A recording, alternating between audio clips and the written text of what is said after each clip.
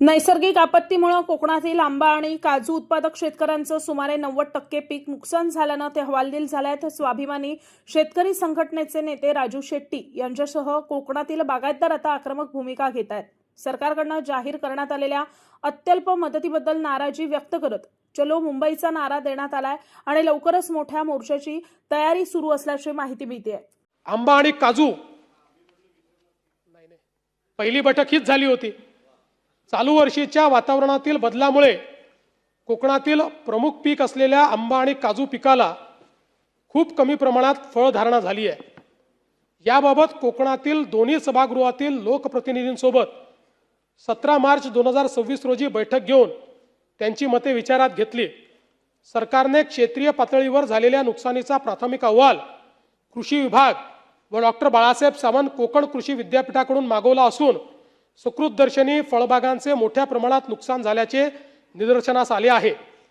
आंबा पिकाबाबत कोकणात पालघर, ठाणे, रायगड, रत्नागिरी व सिंधुदुर्ग या जिल्ह्यांमध्ये आंबा पिकाखाली 1,24,571 हेक्टर क्षेत्र लागवडीखाली आहे।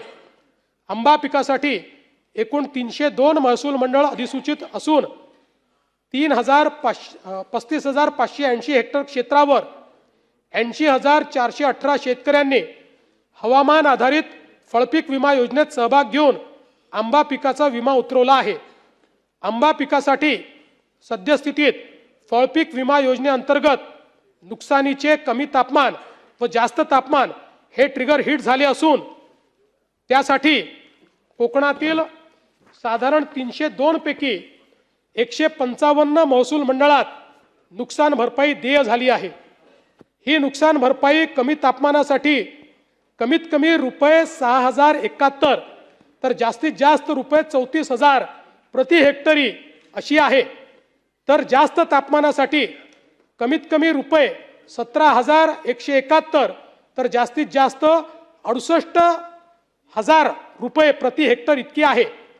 अवेळी पाऊस, गारपीट, वेगाचा वारा पासून नुकसान घटकांसाठी आंब्याला 15 मे पर्यंत विमा संरक्षण कालावधी आहे। त्यामुळे या घटकापासून नुकसान झाल्यास या नुकसान भरपाईत वाढ अपेक्षित आहे। आंब्यासाठी एकूण विमा संरक्षित रक्कम 2,27,000 प्रति हेक्टर आहे। काजू पिकाबाबत कोकणात काजू पिकाखालील 1,75,140 हेक्टर क्षेत्र लागवडीखाली आहे। काजू पिकासाठी एकूण 198 महसूल मंडळ अधिसूचित करण्यात आली असून 7,880.19 हेक्टर क्षेत्राचा 15,769 शेतकऱ्यांनी फळ पीक विमा योजनेत सहभाग घेऊन पीक विमा उतरवलेला आहे। काजू पिकासाठी सद्यस्थितीत फळपीक विमा योजनेअंतर्गत नुकसानीचे कमी तापमान हा ट्रिगर हिट झाला असून त्यासाठी कोकणातील साधारण 198 पैकी 150 महसूल मंडळात नुकसान भरपाई देय झाली आहे। ही नुकसान भरपाई कमी तापमानासाठी कमीत कमी 16,800 तर जास्तीत जास्त 42,000 रुपये प्रति हेक्टरी अशी आहे। काजू पिकासाठी विमा संरक्षित रक्कम रुपये 1,60,000 प्रति हेक्टरी आहे। काजू पिकाचा विमा संरक्षण कालावधी 28 फेब्रुवारी 2026 अखेर संपला आहे। याशिवाय कोकणातील आंबा व काजू पिकाच्या नुकसानीपोटी फळ पीक विमा न उतरवलेल्या परंतु ज्या शेतकऱ्यांचं नुकसान झालेलं आहे त्यांना देखील आर्थिक मदत देण्याची शासनाची भूमिका असून त्या संदर्भात शासनाने तातडीने पंचनामे करून नुकसानीचा आढावा घेण्याचे निर्देश दिलेले आहेत। नुकसानीचा नेमका तपशील समोर आल्यानंतर शेतकऱ्यांना तातडीने त्यांनाही मदत जाहीर करण्यात येईल। मागच्या वेळी अशी मदत आपण 15,000 रुपये केली होती, पण यावेळी ती किमान 22,000 रुपये करण्याचा आमचा मानस आहे। त्यामुळे आपल्याला माहिती आहे की हेक्टरीचं ज्यांनी विमा काढला त्यांना 42,000 रुपये मिळते, यांना ती 22,000 मिळेल। आणि आपल्याला माहिती आहे विमा काढलेल्याने पैसे आपणच देतो या योजनेमध्ये, म्हणजे ते काही सगळी विमा कंपनी देत नाही।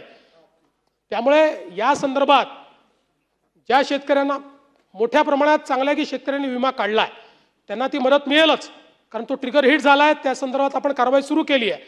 पण ज्यांना विमा संरक्षण नाही त्यांनाही राज्य सरकार त्या ठिकाणी मदत करेल। नैसर्गिक आपत्तीमुळे कोकणातल्या आंबा आणि काजू उत्पादक शेतकऱ्यावर मोठं संकट आलेलं होतं. जवळपास 90% पीक हातातलं गेलेलं होतं.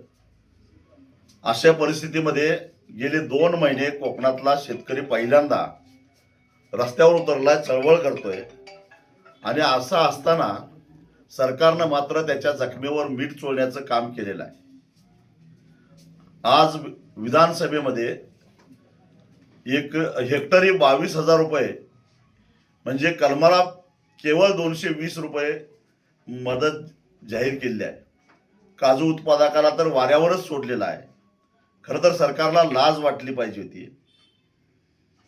कुंभमेळ्यासाठी 25,000 कोटी रुपये उधळायला यांच्याकडे पैसे आहेत. जो कुंभमेळा मागचा 2015चा केवळ 2,500 कोटीमध्ये संपन्न झालेला होता. यांना कमिशन खाण्यासाठी, भ्रष्टाचार करण्यासाठी कुंभमेळ्याच्या नावाखाली 25,000 कोटी रुपये उधळायला पैसे आहेत. ज्या सगळ्या महाराष्ट्राला नको असलेला शक्तीपीठ महामार्ग, ज्यातून यांना 70,000 कोटी रुपये खायला मिळणार आहेत, त्यासाठी 1,15,000 कोटी रुपये उधळायला यांच्याकडे पैसे आहेत. पण ज्या कोकणातल्या शेतकऱ्यांना केवळ आंब्यातून आंबा निर्यात करून आणि आंब्याचा पल्प निर्यात करून वर्षाला 1,300 कोटी रुपयाचं परकीय चलन मिळवून देतो, तर तो कोकणातला शेतकरी पहिल्यांदा मदतीची अपेक्षा करत होता. त्याला मात्र केवळ 220 रुपये एका कलमाला, ज्या कलमावर यावर्षी शेतकऱ्यांनी 4,500 ते 5,000 रुपये खर्च केले आहेत आणि ते सगळे पाण्यात गेले आहेत. कारण 10% सुद्धा उत्पादन हातात नाही आहे. सिंधुदुर्गचे पालकमंत्री राणे मोठ्या तोंडानं सांगत होते, सरकार शेतकऱ्याला रस्त्यावर येऊन देणार नाही. आम्हाला शेतकऱ्याची काळजी आहे. ही काळजी का?